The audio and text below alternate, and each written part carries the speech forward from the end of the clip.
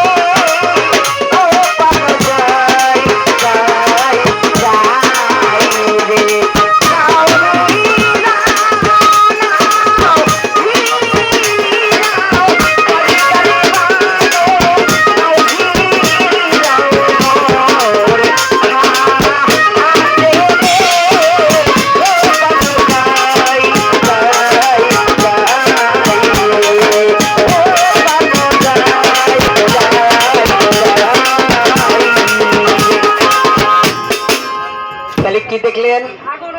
আপনাদের কাছে কিন্তু আগুন, আমার কাছে কিন্তু বাবা আগুন না। বিশ্বাস হয় না? বিশ্বাস না হলে একদিন টাকাটা ভাড়া করে নিয়ে আসবেন যে মামুন সরকারকে আমরা এখন পরীক্ষা করব। আমি কিন্তু বয়ের ঠেলায় মায়ের কাপড় আঁচল থেকে কথা বলি না, ডাইরেক্ট 12 ভোল্টের মাউথপিসে কথা বলি।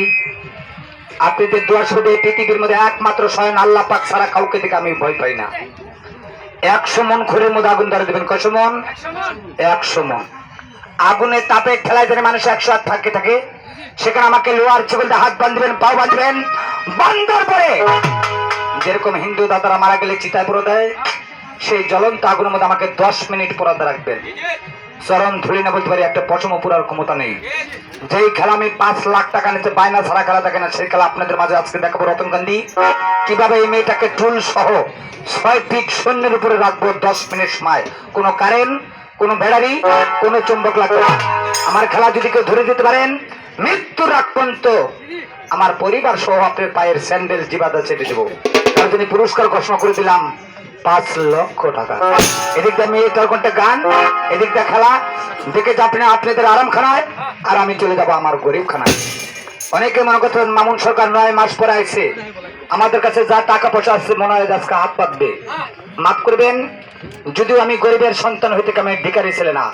আল্লাহ পাক আপনাদের পোলাও খুরমা খাওয়ায়, আমিও না খেয়ে থাকি না। আমি রতন কান্দি আটাইছি আপনাদের পায়ের জুতা স্যান্ডেল জিবাদা চেটে দেওয়ার জন্য। এখানে টাকার লোক আসেনি। আমি আইসি বাগান 3টা রোগের চিকিৎসা করি, টাকার বিনিময় পায়ে ধরে মাপছিলাম। টাকা আছে, আমাদের বাজারে অনেক ডাক্তার আছে, টাকা আছে, হাসপাতাল আছে, টাকা আছে।